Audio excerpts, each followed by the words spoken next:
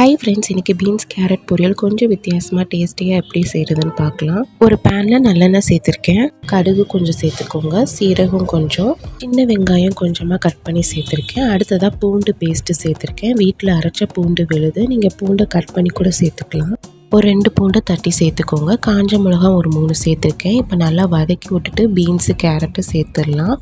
இப்போ பீன்ஸையும் கேரட்டையும் கட் பண்ணி வச்சுருக்கேன், நான் அதை சேர்த்துக்கிறேன். பீன்ஸு கேரட் பொரியல் எப்பயும் ஒரே மாதிரி செய்யாமல் இந்த மாதிரி டிஃப்ரெண்ட்டாக ட்ரை பண்ணி பாருங்கள். டேஸ்ட்டு ரொம்ப நல்லாயிருக்கும்.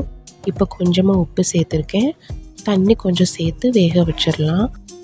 பீன்ஸும் கேரட்டும் நல்லா வெந்து வரட்டும். தண்ணியெல்லாம் வற்றினதுக்கப்புறம் நம்ம முட்டையை சேர்த்துடலாம். இப்போ கொஞ்சமாக மஞ்சத்தூள் சேர்த்துருக்கேன். சேர்த்துட்டு நல்லா கிண்டி விட்டுருங்க. நல்லா பச்சை வாடை போகட்டும். பீன்ஸும் கேரட்டும் ஒரு 90% வெந்து வந்துடும் இதுலையே. அதுக்கப்புறம் முட்டையை சேர்த்தா கரெக்டாக இருக்கும். இப்போ நல்லா தண்ணியெலாம் வற்றி வெந்து வந்துருச்சு. முட்டையை உடச்சி ஊற்றிடலாம். இன்றைக்கி ஒரு 2 முட்டை நான் சேர்த்துக்க போகிறேன். இந்த மாதிரி உடச்சிட்டு பீன்ஸு கேரட்டில் சேர்த்துக்கோங்க. உங்களுக்கு முட்டை நிறையா இருந்தால் பிடிக்குன்னா ஒரு 4 முட்டை நீங்கள் சேர்த்துக்கலாம். நான் இன்றைக்கி 2 முட்டை சேர்த்துருக்கேன். முட்டை நிறையா சேர்த்தாலும் காயோட டேஸ்ட்டு உங்களுக்கு தெரியாது. இப்போ முட்டையை சேர்த்துட்டு நல்லா கிண்டி விட்டுறலாம். ஃபஸ்ட்டு நடுவில் இந்த மாதிரி மிக்ஸ் பண்ணிவிட்டு அதுக்கப்புறம் காயோடு சேர்த்து நல்லா மிக்ஸ் பண்ணி வைக்கோங்க.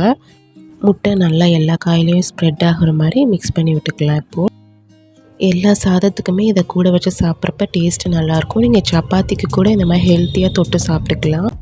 இப்போ முட்டை நல்லா வெந்து வந்துருச்சு. நான் கொஞ்சமாக மிளகுத்தூள் சேர்த்துக்க போகிறேன். கடைசியாக இறக்குறதுக்கு முன்னாடி இந்த மாதிரி மிளகுத்தூள் சேர்த்து நல்லா கிண்டி விட்டுருங்க. டேஸ்ட்டும் நல்லாயிருக்கும், நல்லா ஹெல்த்தியாக இருக்கும். இந்த மாதிரி ட்ரை பண்ணி பார்த்துட்டு எப்படி இருந்துச்சுன்னு கமெண்ட்ஸில் சொல்லுங்கள். தேங்க்யூ.